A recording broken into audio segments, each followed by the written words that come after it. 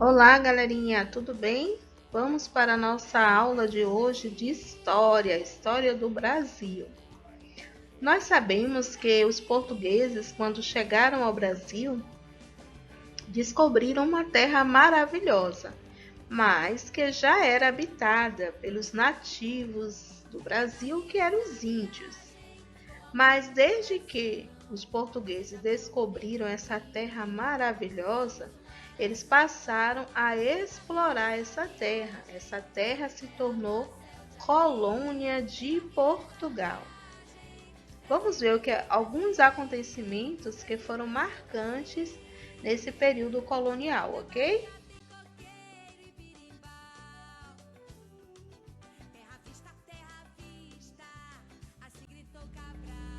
Então, galerinha, nós estamos vendo aí no mapa a distância entre o Brasil e Portugal. Um detalhe muito importante é que o Brasil ele é muito maior que Portugal, né? Mas Portugal ele desenvolveu técnicas de navegação, era um país evoluído em relação ao Brasil nesse período colonial e ele resolveu explorar, conhecer, descobrir novas terras. E isso era feito através do mar, né? Ele desenvolveu navios enormes e fazia essa exploração pelo mar. Era o meio de transporte mais utilizado nesse período. E foi assim que ele chegou ao Brasil e não só dominou, como explorou o Brasil. Nós estamos vendo aí a exploração do pau-brasil, que foi feita essa cortada, essa retirada. Na grande maioria das vezes, foi feita pelos próprios índios. Eles eram obrigados a cortar essa árvore, né? Que foi chamada de pau-brasil, que tem a cor avermelhada e foi muito explorada, quase levada à extinção. E era levada daqui do Brasil para Portugal. Também o ouro foi muito explorado e também levado para Portugal. Então toda a riqueza que era produzida aqui no Brasil não ficava aqui. Era levada, era extraditada, levada para Portugal. Portugal se achava dono das riquezas brasileiras.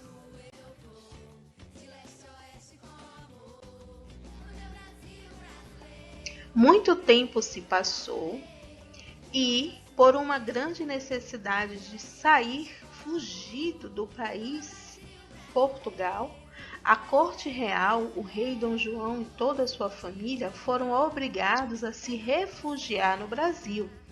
Fugindo de Napoleão Bonaparte, a corte real chegou ao Brasil em 1808 e aqui ficaram por um bom período.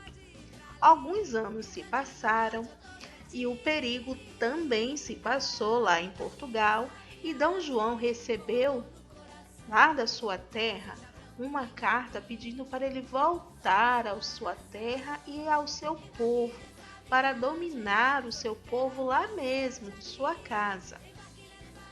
E ele decidiu voltar, mas ele deixou aqui no Brasil seu filho mais velho, que foi o Dom Pedro I.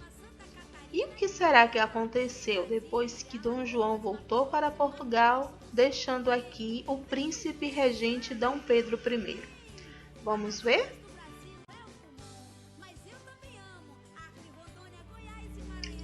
Muito bem, como vimos, a corte de Dom João e sua família voltou a Portugal, deixando no Brasil o imperador Dom Pedro I. Foi nomeado o filho mais velho de Dom João como imperador do Brasil. O tempo passou, Dom Pedro I casou-se com a princesa Leopoldina e continuaram morando aqui no Brasil. No entanto, Portugal continuava sufocando e explorando o Brasil. E foi então que a corte europeia que morava aqui no Brasil resolveu se juntar com Dom Pedro I e declarar a independência do Brasil, pois eles não aguentavam mais aquela situação. Mas Portugal mandou uma carta para Dom Pedro pedindo para ele retornar a Portugal, pois iriam governar o Brasil de lá de Portugal. Dom Pedro não gostou dessa notícia. Essa carta não foi bem recebida pelo imperador Dom Pedro. E o que será que aconteceu? Vamos descobrir?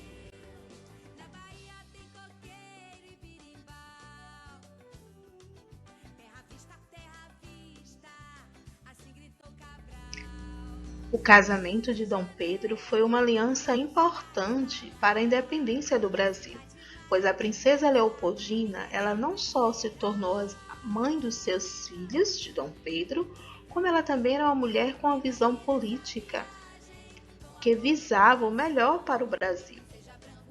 E mesmo quando Dom Pedro não estava na corte brasileira e viajava em campanha procurando parceiros para lutar pela independência do Brasil, a princesa Leopoldina estava à frente, representando muito bem a corte brasileira, o Império Brasileiro.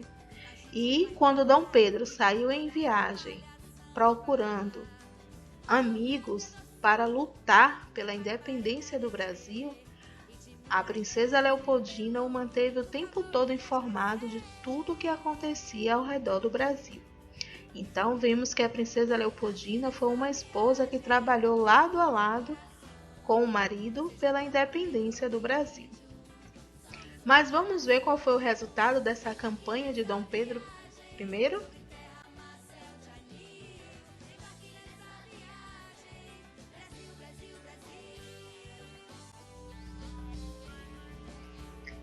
Como nós vimos, Portugal desejava que Dom Pedro voltasse para a corte lá em Portugal. Mas, encorajado pela sua esposa, a princesa Leopoldina, Dom Pedro declarou que, para o bem do Brasil, ele ficaria aqui. E esse dia ficou conhecido como o Dia do Fico. Também decidiu continuar na sua campanha, buscando soldados leais para defender a causa da liberdade, da independência do Brasil de Portugal. E assim se deu. Rumo a São Paulo, ele passou por várias cidades e reuniu vários soldados nessa campanha de independência do Brasil. E, como já sabemos muito bem, próximo às margens do Riacho do Ipiranga, ele declarou ali, no dia 7 de setembro, independência ou morte. E todos os soldados que estavam aliados a ele declararam junto com ele independência de Portugal. E assim, 7 de setembro ficou conhecido como um dia da independência do Brasil de Portugal. E aí, galerinha, o que é que você acha? Será que o Brasil hoje realmente é considerado um país independente? Dê sua opinião lá no grupo e fique ligado nas próximas aulas. Beijo, galerinha!